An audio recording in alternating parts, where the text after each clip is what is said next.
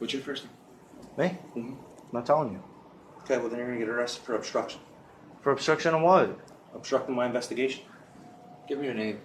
Alright, I don't want to be a part of this. Oh, why are you punching him? Why are you punching him? That's not right. You don't punch him.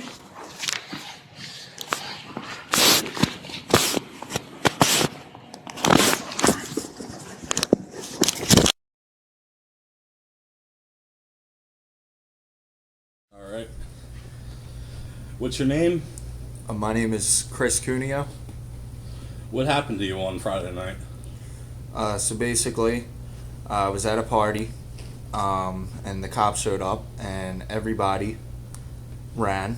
And my friend Sebastian, he told me to stay back and pretty much talk to the police with him. I said, yeah, no problem. So I opened the door.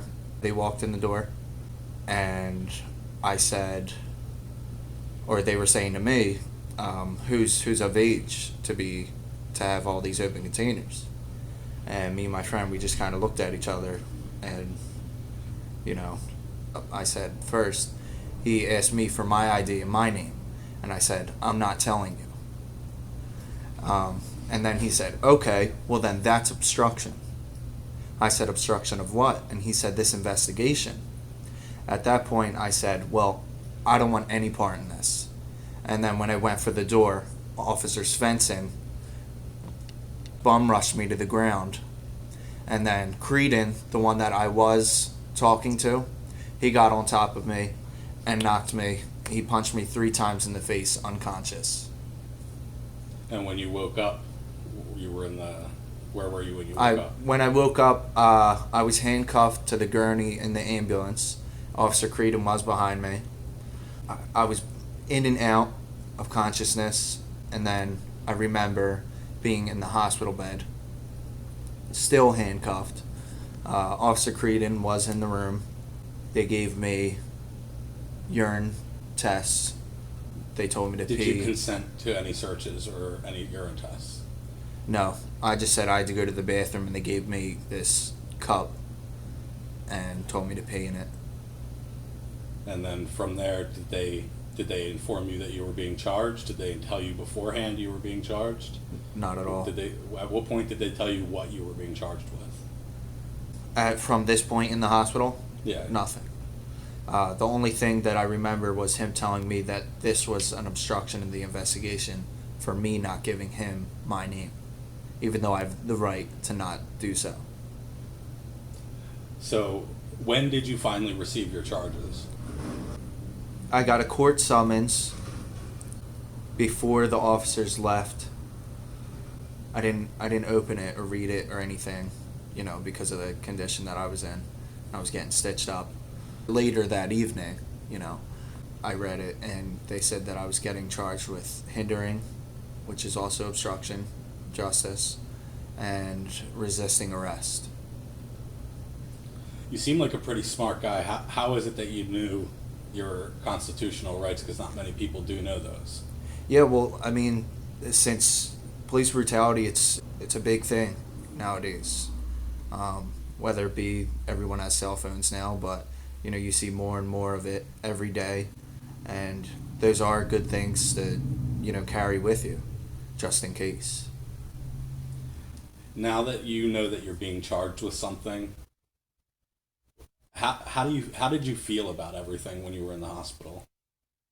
When the officer was around you, when you were handcuffed, when you knew that officer and his partner had assaulted you, what were you feeling at that time? I was mad. I was mad that it happened the way that it did. Yeah, so I was more mad than anything. I was upset at the charges because, I'm trying to go into the military. I really don't need that on my record at all. Now, tell me a little bit about yourself. Like, did you grow up in this area? Did you graduate high school? Were you a good student? Do you belong to any kind of organizations? In high school, I did ROTC for 3 years. That was fun. I really enjoyed that. I'm going to RCGC, or Gloucester County College, this fall. I got my equivalent degree a year before my class graduated. So, I mean, if you could say one thing to somebody out there that may not know how to talk to the police, or may not know what to do in a situation, what would it be? Just, you have the right to remain silent. So, if you don't feel comfortable, if you're not under arrest, then just keep your mouth shut. What is your feelings on the police at this point? I respect the police officers that do their job right. I don't have respect for the police officers that use their authority to do whatever they want, in a sense. Excessive force, things like that. It's just not right. If you could go back to that night, would you have done anything differently? Yeah, I would have remained silent when he asked me for my name. Just be quiet. As soon as they came in the door, without a warrant, honestly, I should have called the police. I should have called 911 and said there's officers in here without my permission. Is there anything else you want to add to anything? No, honestly, I feel like I could have handled it a little bit better, but him attacking me, there was really nothing I could do about that other than just remaining silent. I didn't even have to open my mouth one bit. I feel like when I did and told him that I knew my rights, that aggravated him. Now, I noticed you have stitches on your face. Do you have health insurance that's covering all that, or is this coming out of your pocket? I do have insurance, but the dental work on my mouth, that's not going to be covered because there is dental damage to my mouth. Now, after this occurred, when you got home and realized everything that happened, are you having any lasting feelings about it, any lasting effects? Like, do you now feel fear for the police, or do you? Yeah, definitely. Even when I hear sirens, I jump. I'm constantly looking over my shoulder. It feels like. It is scary. You never know how they're gonna act out. In the video, it didn't look like you really were aggressive. You weren't screaming or cursing at them or anything like that. No, not at all. Because when my friend asked me to stay back and talk to him, I was like, dude, it's not a problem. I was like, it shouldn't be a problem. This shouldn't have happened. Like, I was not expecting this at all. What is your name? Emily Schwan. What's your relationship to Chris? Chris is my brother. So you've known him his whole life? Yes, I have. Do you guys bicker sometimes, your brother and sister? We bicker. We've always had a very close bond. Growing up, it was kind of just the two of us until our family blended, but we've always had each other's back no matter what. When you heard about what happened, what went through your head? It was a rush of emotions when I heard. I didn't know what to think right away. Is the first thing I thought was I need to get to my brother. My first concern was the incident happened in West Depford, New Jersey, where there are a couple local hospitals that I thought could deal with a injury that he was explaining. Now, when he was rushed to Cooper Trauma, I knew that the injuries were more extensive than I thought. I was fearful, and I didn't have the whole story at the time, so I rushed to be with him. When I did find out what the real story was, and when I did see the video, I cried a lot, and then I just pursued justice, and that's what we're doing now. Now, you're his older sister, correct? Yes. So do you naturally feel protective of him? Very much so. We have a wonderful mother who is also very protective over all of her children. I kind of take on the motherly role and do anything to protect my brother. And in this situation, I feel that the cops were very wrong, and justice will prevail. Now you guys are reaching out to attorneys at this point. We've contacted attorneys, a defense attorney as well, and the ACLU as well. So everyone is involved. They are aware, and we are 100% willing and ready to see justice in this situation and see my brother get the justice that he deserves, and hopefully see the police officers, hopefully see them receive the consequences that they deserve. How do you feel about how the department's handling it so far? I've received pushback from the department. The report has not been finalized.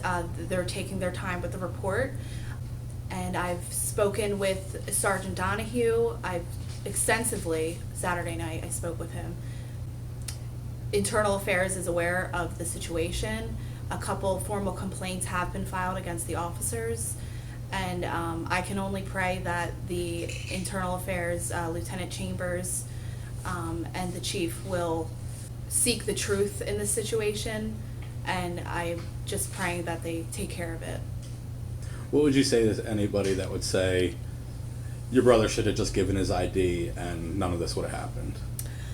The people that say you should just speak your name or give your ID, I say that you should probably read up on your constitutional rights, and definitely you need to know your rights. If you don't know your rights, you will be abused by officers. Officers have the mentality that they can do whatever they want. That may not be all officers, but there are officers out there that will take advantage of you if you do not know your constitutional rights. Is there anything else that you'd like to add? Anything you'd like to say to anybody that's out there watching? Anybody that's out there watching, I want them to know that my brother has the biggest heart. He has never hurt anyone. He's a great kid. He's a productive member of society. Love my brother, and I will continue to support him no matter what. State your name. Yeah, my name is Eduardo Giorgi.